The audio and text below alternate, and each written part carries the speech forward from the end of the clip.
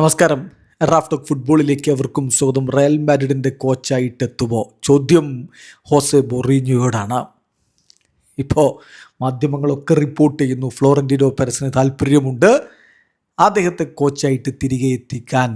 മാത്രമല്ല ഹോർഗെ മെൻഡസുമായിട്ട് കാര്യങ്ങൾ ചർച്ച ചെയ്തു എന്ന് പോലും മാധ്യമങ്ങൾ റിപ്പോർട്ട് ചെയ്യുന്നു. ഡേവിഡ് ഓൺസ്റ്റിനെ പോലെയുള്ള വളരെ ക്രെഡിബിൾ ആയിട്ടുള്ള മാധ്യമപ്രവർത്തകർ അത് റിപ്പോർട്ട് ചെയ്യുന്നു.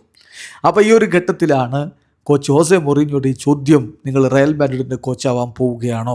അദ്ദേഹം തൻ്റെ പ്ലാൻ സുവ്യക്തമായി പറയുന്നത്. ഇപ്പോൾ തൻ്റെ മുന്നിലുള്ള പ്ലാൻ എന്താണെന്ന് അദ്ദേഹം പറഞ്ഞു. എൻ്റെ അടുത്ത ഗോൾ എന്ന് പറഞ്ഞാൽ ബെൻഫിക്കയെ ചാമ്പ്യൻസ് ലീഗിന് ക്വാളിഫൈ ചെയ്യിക്കുക എന്നുള്ളതാണ്.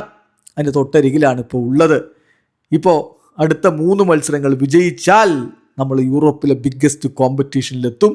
That's the only thing on my mind. എൻ്റെ മനസ്സിലുള്ള ഒരേ ഒരു കാര്യം, ഞാനിപ്പോൾ പ്ലാൻ ചെയ്യുന്ന ഒരേ ഒരു കാര്യം ഇതാണ്. അതായത് ബെൻഫിക്കക്കൊപ്പം ചാമ്പ്യൻസ് ലീഗിന് ആ ടീമിനെ ക്വാളിഫൈ ചെയ്യുക, അതാണ് തൻ്റെ ലക്ഷ്യമെന്ന് അദ്ദേഹം പറഞ്ഞത്. അല്ലാതെ ഇപ്പോൾ റയലിലേക്ക് പോകുന്നതിനെക്കുറിച്ച് അദ്ദേഹം പ്ലാൻ ഇടുന്നില്ല. അതിനെക്കുറിച്ച് സംസാരിക്കാൻ, അറ്റ്ലീസ്റ്റ് അതിനെക്കുറിച്ച് തുറന്നു പറയാനെങ്കിലും അദ്ദേഹം തയ്യാറാവുന്നില്ല എന്നതാണ് യാഥാർത്ഥ്യം. അതേസമയം ഇന്നും സ്പാനിഷ് മാധ്യമങ്ങൾ കൃത്യമായിട്ട് റിപ്പോർട്ട് ചെയ്യുന്നു, റയൽ മാഡ്രിഡിൻ്റെ അധികൃതർ 2 പേരാണ്, 4 പേര് അവർ പരിഗണിക്കുന്നു എന്ന് കേൾക്കുന്നു. പക്ഷേ 2 കോച്ചുമാരുടെ പേരാണ് ഏറ്റവും അധികം അവർ പ്രയോറിറ്റി കൊടുക്കുന്നത്. ഒന്ന് യെർഗൻ ക്ലോപ്പും ഒന്ന് ഹോസെ മൊറീഞ്ഞോയുമാണെന്നാണ് റിപ്പോർട്ട്.